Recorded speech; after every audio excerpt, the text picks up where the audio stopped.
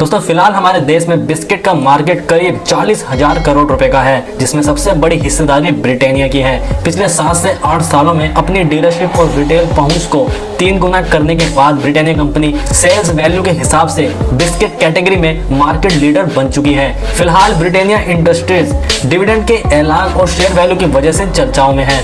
दोस्तों साल 1892 में ब्रिटिश व्यवसायियों के एक ग्रुप ने कलकत्ता यानी मौजूदा समय के कोलकाता में केवल 295 रुपए की लागत से बिस्किट बनाने का एक छोटा सा काम शुरू किया था।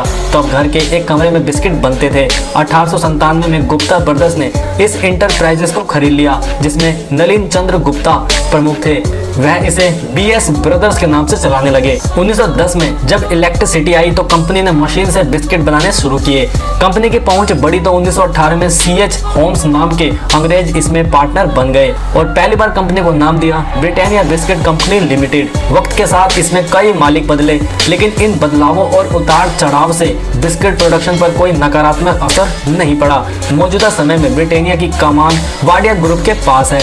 नुस्ली वाडिया इसके चेयरमैन हैं। दोस्तों ब्रिटानिया की बागडोर नुस्ली वाडिया और उसके वाडिया ग्रुप के पास है। यहाँ रोचक बात यह है कि नुस्ली वाडिया पाकिस्तान के फाउंडर मोहम्मद अली जिन्ना के नाती हैं। जिन्ना की बेटी दीना जिन्ना ने पारसी उद्योगपति नेविल वाडिया, जो कि नुस्ली वाडिया के पिता हैं, उनसे शादी की थी। जिन्ना अपनी बेटी दीना जिन्ना के इस फैसले के सख्त खिलाफ थे।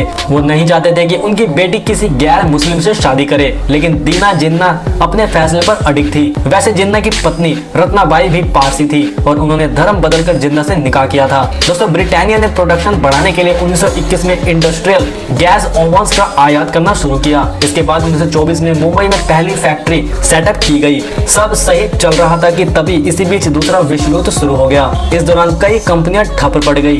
वहीं कुछ कंपनियों को फायदा भी हुआ। ब्रिटानिया उन्हीं में से एक थी। दूसरे विश्व युद्ध के दौरान ब्रिटानिया को उस वक्त का सबसे बड़ा ऑर्डर मिला। इस ऑर्डर ने कंपनी की सालाना बिक्री को 8% बढ़ाकर 1.36 करोड़ पर पहुंचा दिया। इसके बाद कंपनी ने कई नए प्रयोग किए। 1954 में ब्रिटानिया ने भारत में हाई क्वालिटी वाली स्लाइड और रैप्ड ब्रेड पेश की। यह ब्रिटानिया की एक मजबूत पहचान बनी। दोस्तों ब्रिटानिया की ब्रेड खूब चली। इसी की सफलता के बाद 1963 में ब्रिटानिया केक ने मार्केट में दस्तक दी और यह भी छा गया।